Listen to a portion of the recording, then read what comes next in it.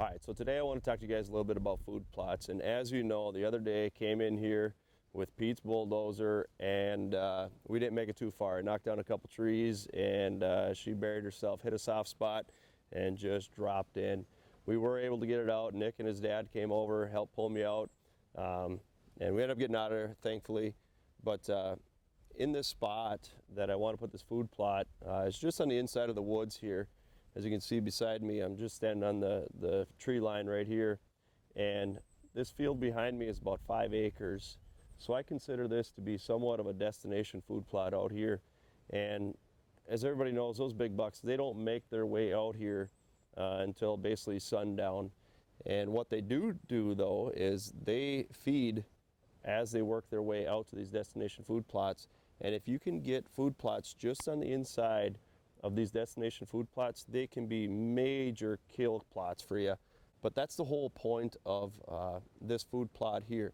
I want a tree line right here next to me that's going to make these deer feel secluded and secure inside the woods and have that temptation of coming up to the edge of the woods here and feeding just before they make their way out to the destination food plot out here.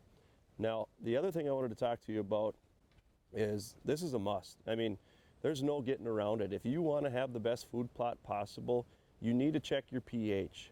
I'm fortunate enough on this field here, I came out the other day and I tested it. It's perfect, right where it needs to be. It's right around that 6-7 spot. And that's where you want to be, ideally, for a majority of the plots that you put in. But I want to compliment Domain for putting out their pH test kit.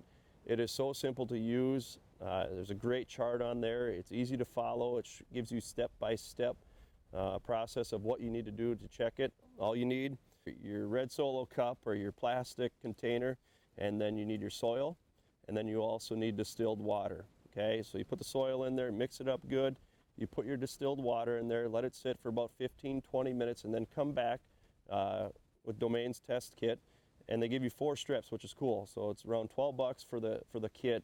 They give you 4 strips. You take that strip, you dip it into the liquid that sits on top, and then you pull it out, leave it dry a little bit, and then you just match it up on the chart where it's at, and it'll give you exactly where your pH is on your plots. But if you don't test that beforehand, you're going to be throwing your money away, you're going to be throwing the seed away, and it's not going to amount to anything. So to be completely honest with you, I tried getting away with it in the past, and the plots just haven't turned out the way they should have. I mean, they were all right, but not to the level that I want them to be now. So just something to think about.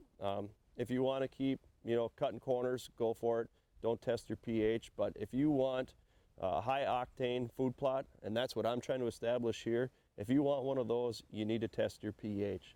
So with that, I'm going to keep getting after this little food plot here. I'm going to keep knocking down some trees and hopefully get this food plot established here in the near future. But the key to the day is make sure you test your soil and test your pH to make sure that you're producing a high octane food plot.